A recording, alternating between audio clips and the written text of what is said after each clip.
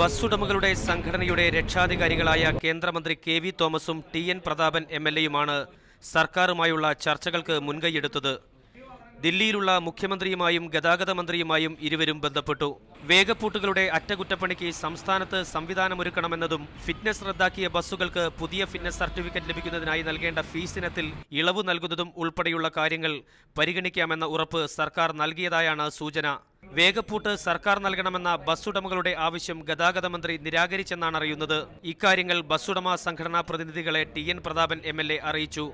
ഇതിനെ തുടർന്നാണ് തൃശൂരിൽ അടിയന്തര യോഗം ചേർന്ന് ചർച്ചയാവാമെന്ന സർക്കാർ വാഗ്ദാനത്തിൽ പിടിച്ച് സമരം പിൻവലിക്കാൻ ബസ്സുടമകൾ തീരുമാനിച്ചത്. ഞങ്ങൾക്ക് ദോഷകരമാവുന്ന പ്രവൃത്തികളെ കുറിച്ച് ചർച്ച ചെയ്ത് നിയമത്തിനുള്ളിൽ നിന്നുകൊണ്ട് ചെയ്യാൻ പറ്റുന്ന കാര്യങ്ങൾ സർക്കാർ കേരളത്തിലെ ബസ് ഉടമകൾക്ക് ചെയ്തു തരും എന്നാണ് ഞങ്ങളുടെ വിശ്വാസം.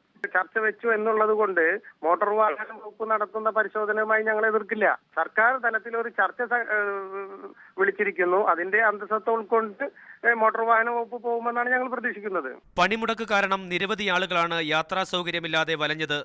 സമാന്തര സർവീസുമായി രംഗത്തിറങ്ങിയ ഓട്ടോറിക്ഷകളും മറ്റ് ടാക്സി വാഹനങ്ങളും അമിത ചാർജ് ഈടാക്കിയാണ് യാത്രാ സൗകര്യമൊരുക്കിയത്.